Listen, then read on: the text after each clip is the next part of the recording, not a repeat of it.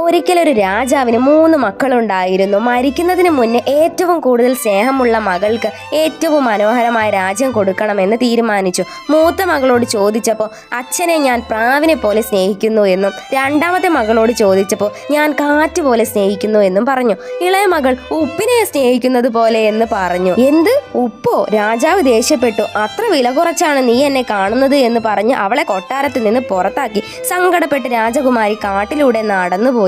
ഒരു ദിവസം അയൽ രാജ്യത്തെ രാജകുമാരൻ അവളെ കണ്ടു, രക്ഷിച്ചു, എന്നിട്ട് വിവാഹവും കഴിച്ചു. കുറേ കാലം കഴിഞ്ഞ് യുവരാജാവ് അവളുടെ അച്ഛനെ ഒരു വിരുന്നിന് ക്ഷണിച്ചു. ഭക്ഷണമെല്ലാം ഉണ്ടായിരുന്നു, പക്ഷെ ഉപ്പില്ലാതെയാണ് ഉണ്ടാക്കിയത്. അച്ഛൻ ചോദിച്ചു, ഇത്ര രുചിയില്ലാത്ത ഭക്ഷണം ആരാണ് ഇവിടെ ഉണ്ടാക്കിയത് എന്ന്.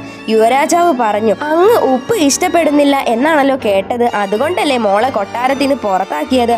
അപ്പോഴാണ് രാജാവിന് ഇളയ മകൾ പറഞ്ഞത് എന്താണെന്ന് മനസ്സിലായത്. ഉപ്പില്ലാതെ ഒന്നും രുചിയില്ല. ഇളയ മകൾ പ്രത്യക്ഷപ്പെട്ടപ്പോൾ രാജാവ് കരഞ്ഞ് അവളെ കെട്ടിപ്പിടിച്ചു. അവൾക്കാണ് ഏറ്റവും മനോഹരമായ രാജ്യം കൊടുത്തത്.